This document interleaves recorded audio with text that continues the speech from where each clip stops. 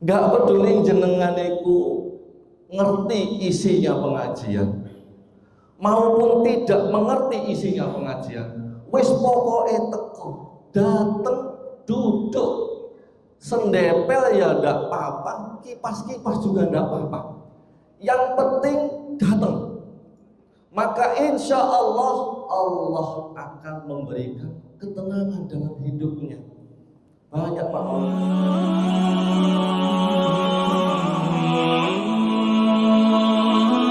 Pagi hari ini kembali kita ditakdirkan oleh Allah Subhanahu wa Ta'ala bisa bertemu kembali, bisa bersilaturahim kembali, dan yang tidak kalah pentingnya kita bisa mengaji kembali dalam keadaan sehat walafiat. Mudah-mudahan kita semuanya tetap diberikan oleh Allah semangat untuk menuntut ilmu agama. Mudah-mudahan kita semuanya tetap istiqomah mengikuti pengajian-pengajian seperti ini. Karena apa para jamaah? Orang itu kalau senang ikut pengajian-pengajian seperti ini, senang ikut hadir di majelis-majelis taklim seperti ini, maka Allah akan memberikan ketenangan dalam hidupnya. Saya ulangi, Allah akan memberikan ketenangan dalam hidupnya. Allah satu. Maaf, ada gangguan teknis. Saya ulangi, orang yang senang hadir di majelis-majelis ilmu, maka Allah akan memberikan ketenangan dalam hidupnya. Allah akan memberikan ketenangan di dalam hatinya. Hatinya itu adem, ayem, meskipun nggak punya duit. Apalagi punya duit, tambah ayem Pak. Wis punya duit, seneng ke majelis taklim, itu hidupnya benar-benar ayem Pak. Gak peduli jenengan iku ngerti isinya pengajian maupun tidak mengerti isinya pengajian, wis pokoke teko, dateng, duduk, sendepel ya ndak apa-apa, kipas-kipas juga ndak apa-apa. Yang penting datang. Maka insya Allah Allah akan memberikan ketenangan dalam hidupnya. Banyak Pak orang-orang itu yang punya duit, tapi hidupnya nggak tenang, itu banyak. Makanya salah satu kunci keberkahan dari menghadiri majelis ilmu adalah Allah akan memberikan ketenangan dalam hidupnya, ketenangan dalam hatinya. Apa dasarnya Ustaz? Seperti yang disampaikan oleh baginda Rasulullah SAW dalam salah satu hadisnya, la yaqudu qaumun yadhkuruna Allah illa khaffathumul malaikah wa ghasiyatuhumur rahmah wa nazalat alaihimus sakinah wa dzakarahumullahu fi man 'indah. Kata Rasulullah, tidaklah berkumpul suatu kaum duduk berzikir kepada Allah seperti yang dilakukan oleh bapak-bapak dan ibu-ibu pada pagi hari ini. Ingat janji Rasulullah, illa khaffathumul malaikah, maka majelis itu akan dinaungi oleh para malaikat. Saya yakin dan percaya bapak-bapak ibu-ibu, jumlah malaikat yang datang di pagi hari ini jauh lebih banyak daripada jumlah jenengan. Mungkin ribuan, mungkin jutaan malaikat yang akan datang di majelis-majelis seperti ini. Itu janji Rasulullah SAW. Saya yakin dan percaya bahwa malaikat yang datang ini banyak. Wa ghasyiyatuhumur rahmah, akan diliputi rahmat kasih sayang Allah kepada kita.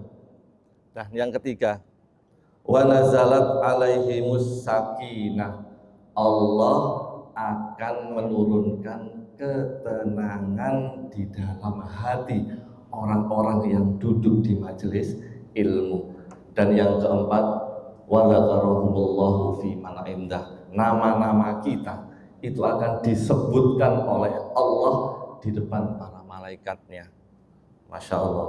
Jadi itulah barokah dari orang yang senang duduk di majelis ilmu. Makanya bapak-bapak, ibu-ibu, saya itu senang kalau di dalam pengajian seperti ini itu ada yang ketiduran, itu saya senang. Dulu saya itu sakit hati kalau ada jamaah yang ketiduran. Sakit hati saya, Pak. Wong saya kasih ceramah kok ketiduran.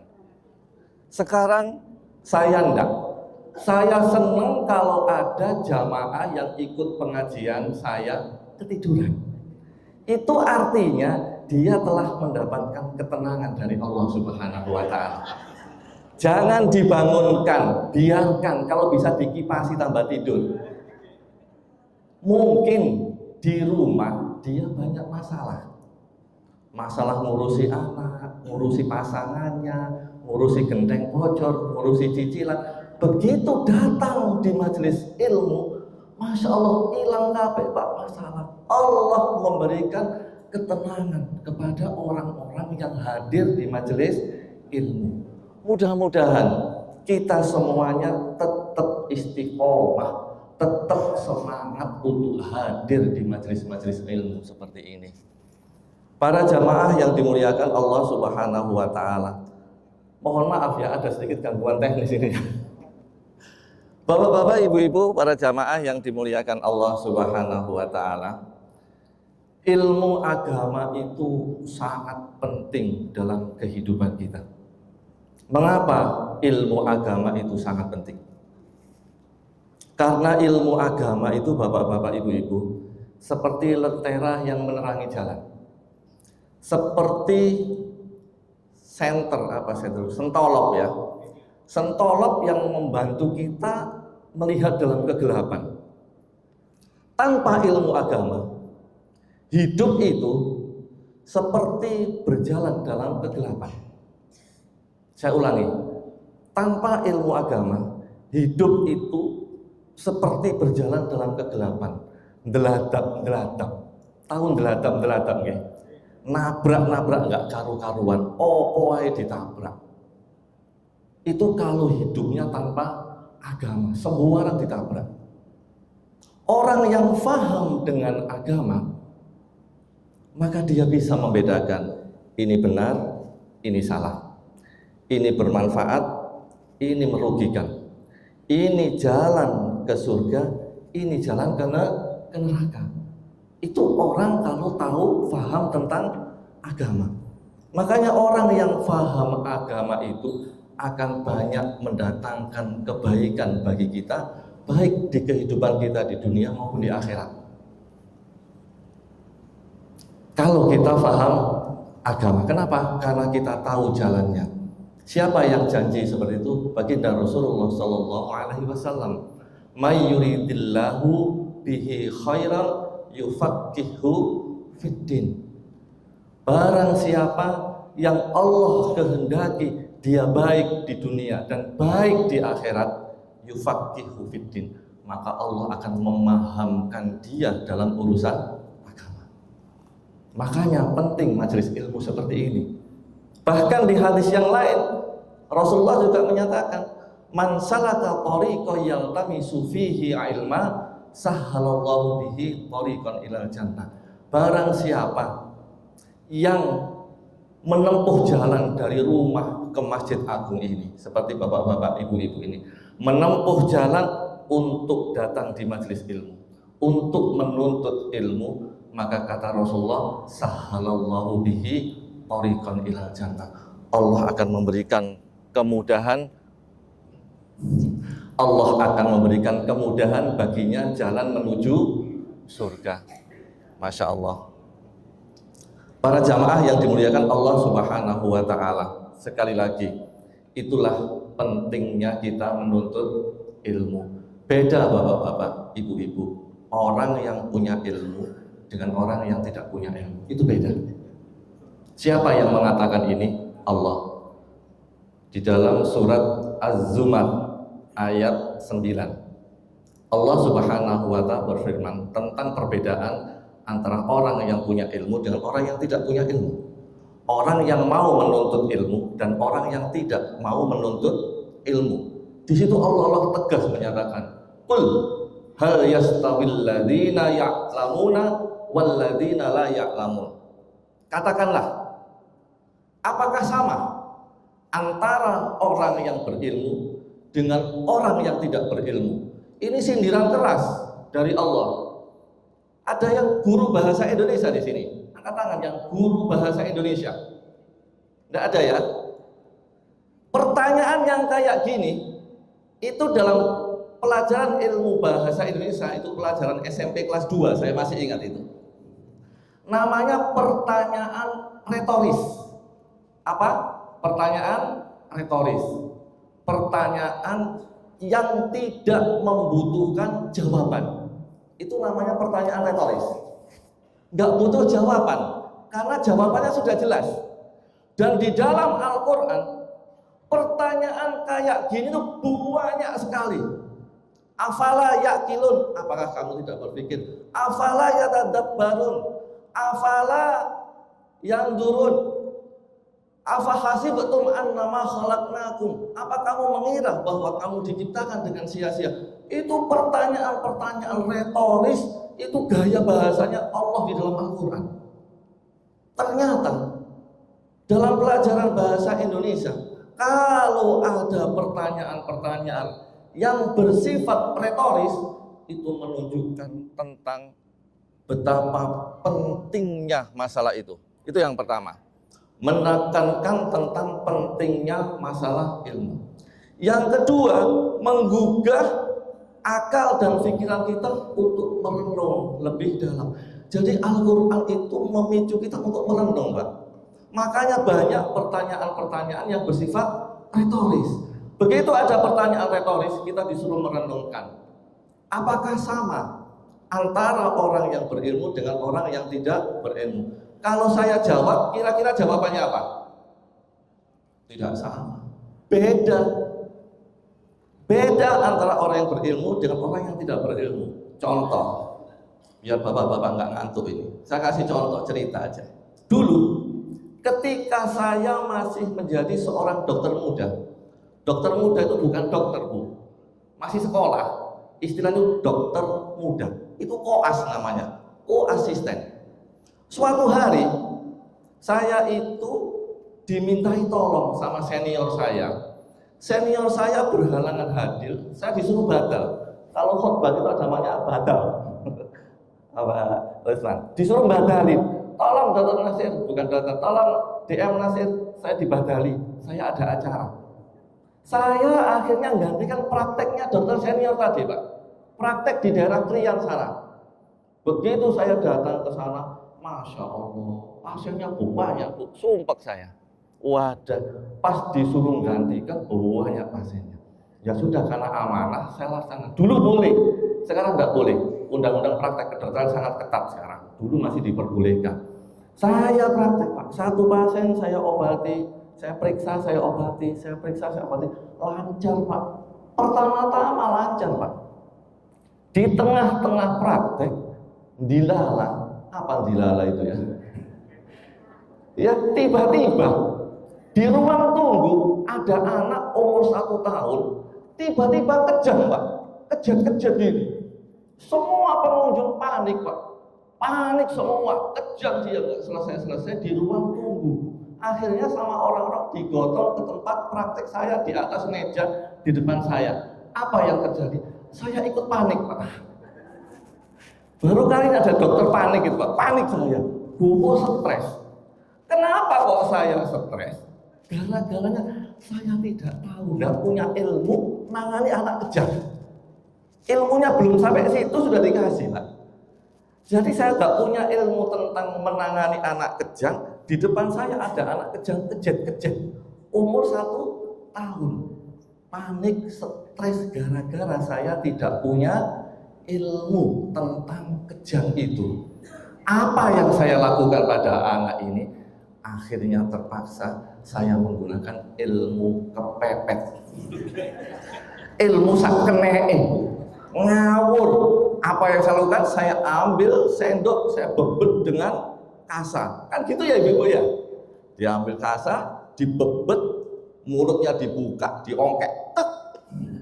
Dimasukkan sendok, dimiringkan. Saya tunggu 5 menit nggak selesai kejangnya. Kemeringet saya Pak. Mau saya apakan anak ini? Akhirnya saya putuskan anak ini saya rujuk. Saya bawa dengan beberapa teman ke UGD dekat tempat praktek saya. Untungnya ada UGD. Sampai di sana selesai masalah. Karena orang yang di UGD tahu ilmunya tentang menangani kejang. Saya nggak tahu ilmunya. Saya sampai sekarang merasa berdosa ibu. Gara-gara nggak duwe ilmu wani-wani nangani pasien. Baru sekarang saya tahu kalau ada anak kejang itu nggak boleh dikasih sendok, nggak boleh dikasih handuk, nggak boleh dikasih dibebet-bebet sama kasar, nggak boleh. Semakin kejang dia.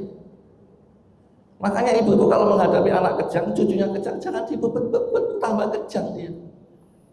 Baru saya tahu kalau anak kejang itu penanganannya adalah pertama, hentikan kejangnya. Ya sudah tahu dihentikan kejangnya. Caranya gimana? Ternyata ilmunya itu harus dimasukkan obat anti kejang ke dalam buburnya, disemprot. Cret. Itu yang pertama. Yang kedua, beri oksigen kalau dia punya oksigen. Yang ketiga, miringkan tubuhnya. Yang keempat, apa yang mengikat di dalam tubuhnya dilonggarkan. Kasih anti kejang, kasih oksigen, lepaskan yang mengikat. Yang keempat, miringkan supaya dia tidak tersedak oleh lendirnya sendiri. Yang bikin masalah kenapa kok harus dimiringkan? Kalau diginikan kelakuk-kelakuk. Karena orang kejang itu pasti lendirnya banyak. Maka harus miring supaya air liurnya keluar. Nggak sampai kesedak. Banyak pasien mati bukan karena kejangnya. Pasien mati gara-gara kesedak dengan lendirnya sendiri. Baru tahu ternyata beda antara orang yang berilmu dengan orang yang tidak berilmu. Makanya penting. Bukan hanya masalah-masalah seperti ini Pak. Terutama masalah agama. Bukan masalah kesehatan aja. Agama itu masalah hidup. Makanya orang yang paham dengan ilmu agama dengan yang tidak paham dengan ilmu agama itu beda. Orang yang mau belajar ilmu agama akan melahirkan kefahaman tentang agama. Orang yang paham tentang agama akan melahirkan ketenangan dan kebaikan dalam hidupnya. Contoh kalau saya tahu Pak, saya tenang hidup saya. Nggak sampai merasa berdosa sampai detik ini Pak. Gara-gara saya tidak tahu. Demikian juga dengan masalah agama Pak. Agama itu penting supaya kita itu tenang menghadapi hidup itu. Contoh, ibu-ibu, bapak-bapak pernah sakit? Pernah ya? Apa yang dilakukan kalau kita sakit? Itu kalau nggak tahu ilmu agama, ya bingung. Orang itu kalau nggak tahu ilmu agama, sudah pernah ngaji dengan saya ya tentang masalah sakit dulu ya. Wes lari kabeh wisan kakean sing mlebu. Jadi bagaimana sikap kita terhadap sakit itu sudah saya sampaikan. Kalau tahu ilmunya tenang Pak. Orang yang tidak tahu agama disuruh sabar itu agak susah. Isine nesu tok, ngersolo tok, ngeroweng tok, sambat tok. Kenapa kok dia nesu sambat ngeroweng nesu? Gara-gara dia tidak punya sandaran ilmu agama. Lain dengan orang yang sudah pernah ngaji, apalagi ngajinya di Masjid Agung kayak gini. Pada saat dia sakit, diajak sabar itu gampang Pak. Kenapa? Karena dia tahu tentang ilmunya sakit, tentang ilmunya sabar. Kenapa? Karena dia tahu bahwa orang yang sakit itu banyak barokahnya, banyak fadilahnya. Yang pertama, sakit itu adalah cara Allah untuk menggugurkan dosa. Sudah jelaskan kemarin dasarnya ya. Yang kedua, sakit itu adalah cara Allah untuk mendulang pahala bagi dia. Dan yang ketiga, sakit itu adalah cara Allah untuk mengangkat derajatnya. Semuanya ada dasarnya. Kalau orang yang ngerti agama, kita ajak dia sabar, gampang. Kalau dia punya ilmu agama. Makanya orang itu, bapak-bapak, ibu-ibu, usahakan sibuk dengan ilmu. Sibuk dengan ilmu. Orang kalau tidak sibuk dengan ilmu agama, maka dia akan sibuk dengan sesuatu yang sia-sia. Laki-laki, ini yang laki-laki, belum ibu-ibu, laki-laki dulu. Laki-laki yang tidak sibuk dengan ilmu, maka dia akan sibuk dengan syahwat dan hobinya. Saya ulangi, laki-laki yang tidak sibuk dengan ilmu agama, maka dia akan sibuk dengan syahwat dan hobinya. Sing dipikirno wedokan tok. Sing dipikirno hobine tok. Kalau dia sibuk dengan ilmu, meskipun dia buka TikTok, meskipun dia buka YouTube, maka yang dibuka adalah ilmu. Benar ya? Biasanya kalau jamaah Masjid Agung yang dibuka, kalau TikTok itu pengajian, kalimat-kalimat motivasi. Tapi kalau enggak sibuk dengan ilmu, sing dibuka ya sekolah itu, sing joget-joget, sing ya gitu. Makanya TikTok itu suatu teknologi yang dirancang oleh Dinas Intelijen Cina. Dia tahu keinginan orang yang membuka TikTok. Kalau dia senang buka pengajian, yang dibuka selanjutnya yang dilihat riwayatnya pengajian kok. Karena dia senang dengan pengajian.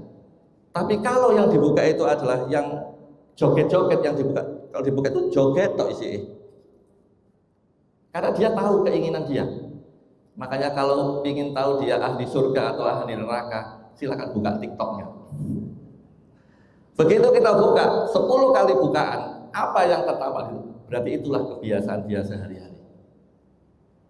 Kalau kebiasaan pengajian, kita buka 10-nya pengajian semuanya. Kalau yang dibuka itu joget semuanya, berarti setiap hari yang dilihat itu joget tok. Itu TikTok. Ibu-ibu juga gitu.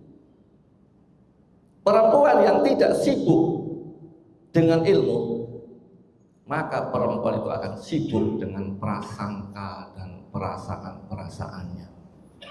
Ono ane prasangka. Ono tanggane tuku tas, alah tas KW. Ada tetangganya beli mobil, alah paling mobil cicilan. Prasangka tok isinya. Tapi kalau dia sibuk dengan ilmu, maka apa yang dia lihat, apa yang dirasakan adalah penuh dengan ilmu. Saya ulangi lagi. Hidup itu butuh ilmu supaya hidup itu tenang, enak Pak. Saya punya cerita. Cerita ini saya dapatkan dari Ustadz Salim Afillah tentang pentingnya hadir di majelis ilmu, tentang suami istri yang senang dengan ilmu. Di Sleman itu ada seorang laki-laki mempunyai istri yang sangat cuantik sekali, bukan cantik Bu, cuantik, cantik sekali di Sleman. Saking cantiknya istri laki-laki tadi, itu sangat terkenal di Sleman.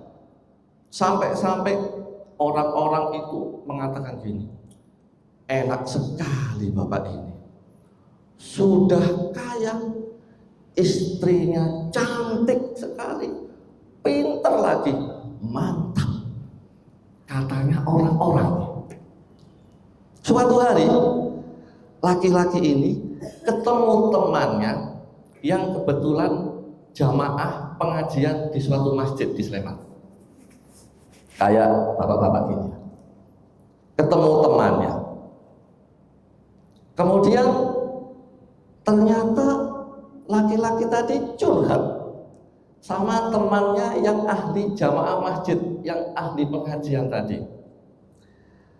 Aku ini iri dengan ente. Ente itu hidupnya enjoy sekali. nyaman, santai sekali. Nggak kayak saya. Loh, ternyata bapak-bapak, ibu-ibu, orang ini di dalam kehidupan keluarganya tidak seperti yang dilihat oleh orang-orang. Orang ini ternyata di dalam keluarganya seperti hidup di dalam neraka katanya. Ya Allah, saya ini iri dengan ente.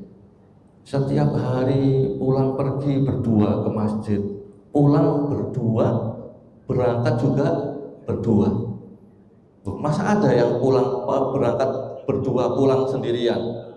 Ada itu Pak, kapan itu ada bapak-bapak berangkat dari rumah, berangkatnya sama istrinya, pulangnya sendirian.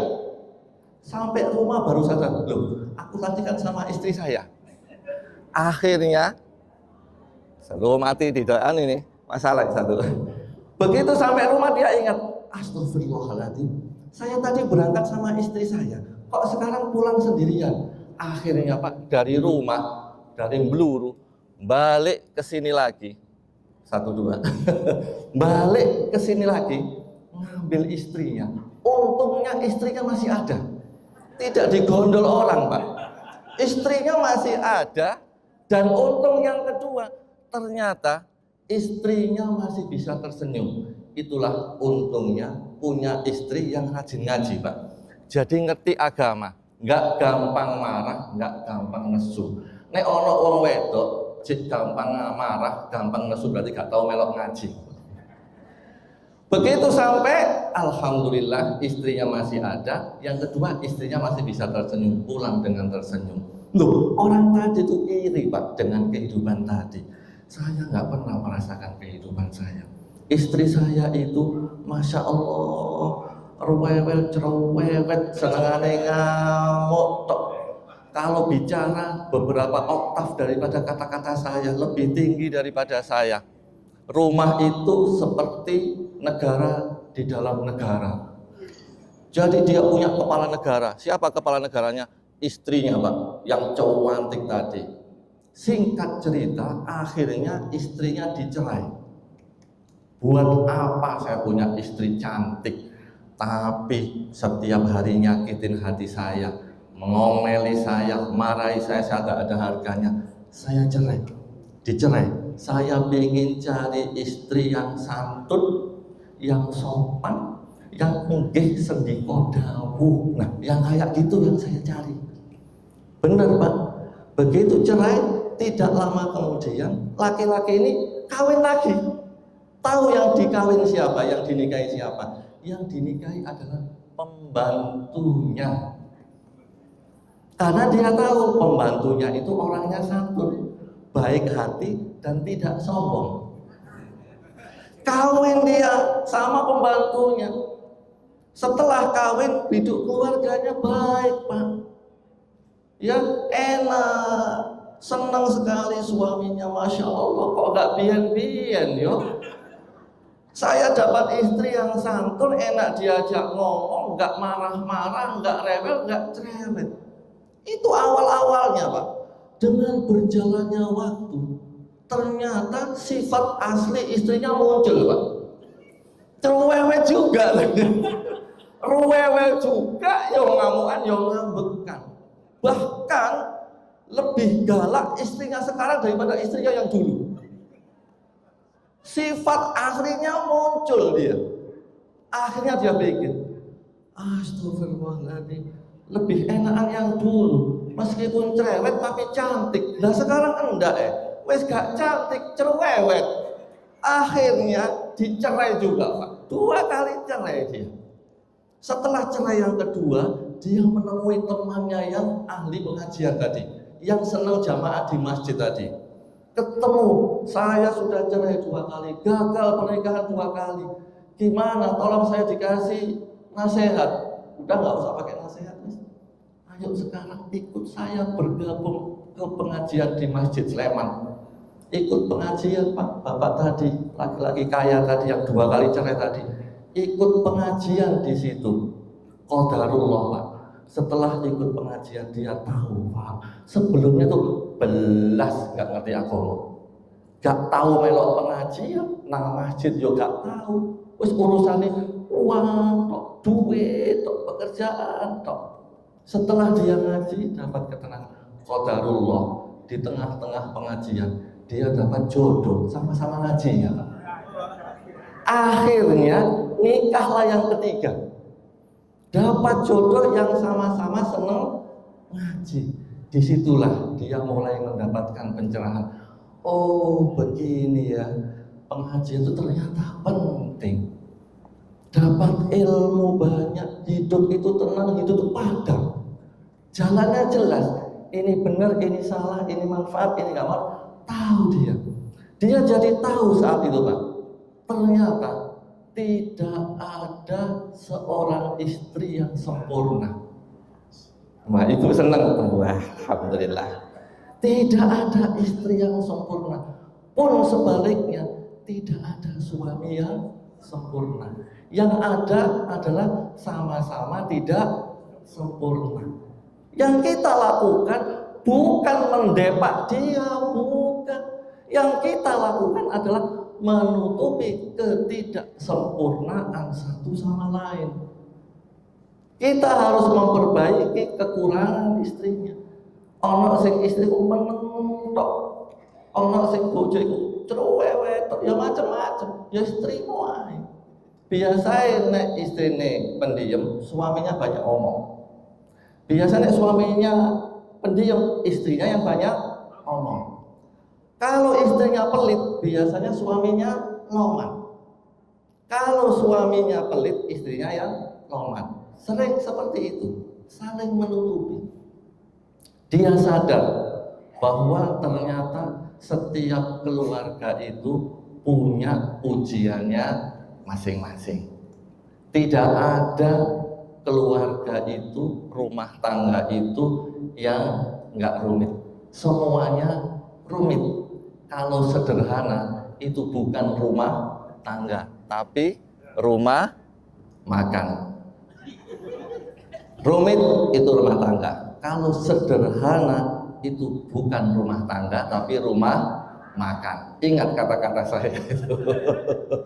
Tidak ada rumah tangga yang sederhana. Rumah tangga itu pasti banyak ujiannya. Masing-masing keluarga punya ujiannya masing-masing. Jadi kembali saya tekankan, inilah pentingnya kita itu belajar ilmu, menuntut ilmu. Karena apa? Karena manusia itu punya akal dan pikiran, beda dengan hewan. Kalau hewan dan manusia itu sama-sama punya otak Pak. Hewan punya otak enggak? Punya. Manusia punya otak? Punya. Tapi hewan tidak punya akal pikiran. Manusia yang punya akal pikiran. Tidak pernah saya melihat ada bebek dan sapi ikut pengajian, karena mereka tidak punya akal pikiran. Kalau bebek makan bakso pernah ya? Pernah, bulan yang lalu. Kalau bebek sama sapi ikut pengajian tidak ada, karena bebek, sapi tidak punya akal pikiran. Makanya saya itu heran kalau sampai ada manusia, ada orang yang tidak mau ikut pengajian, tidak mau menuntut ilmu. Saya pernah mengutip kata-kata ulama salaf. Terakhir saya tutup dengan kutipan ini yang dikutip oleh Gus Bahar. Pentingnya manusia itu untuk menuntut ilmu, untuk cinta dengan ilmu. Kata ulama salaf tadi gitu.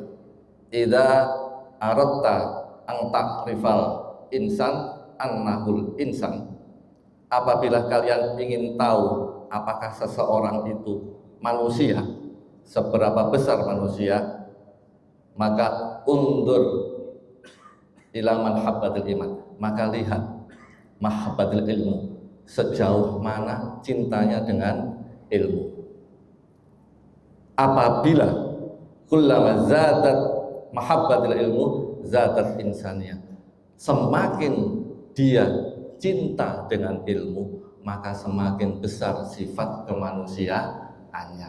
Kalau orang tidak mau menuntut ilmu, dipertanyakan kemanusiaannya, karena manusia punya akal pikiran. Makanya monggo sekarang jangan patah semangat, jangan bosan mencari Ilmu itu hukumnya wajib. Ilmu agama wajib ain. Wajib ain ya, bukan sunnah, bukan mubah, bukan haram, wajib ain. Tapi kalau ilmu umum itu wajib kifayah. Tidak usah semua belajar jadi dokter, itu wajib kifayah. Kalau semua belajar jadi dokter, pasiennya siapa? Nggak ada pasiennya. Ya, jadi monggo mari sekarang kita lebih bersemangat untuk belajar ilmu agama. Saya kira itu aja yang bisa saya sampaikan. Intinya mudah-mudahan semuanya tetap punya semangat istiqomah belajar ilmu agama ila akhir zaman, sampai kita wafat. Para jamaah yang dimuliakan Allah Subhanahu wa taala, demikian yang bisa saya sampaikan. Mohon maaf ada sedikit gangguan teknis. Mudah-mudahan semuanya ada guna dan manfaatnya untuk kita semuanya. Amin amin ya rabbal alamin. Ala hadin niyah wa ala kulli niyatin sholihah. Al-Fatihah. A'udzubillahi minasyaitonir rajim. Bismillahirrahmanirrahim. Alhamdulillahirabbil alamin.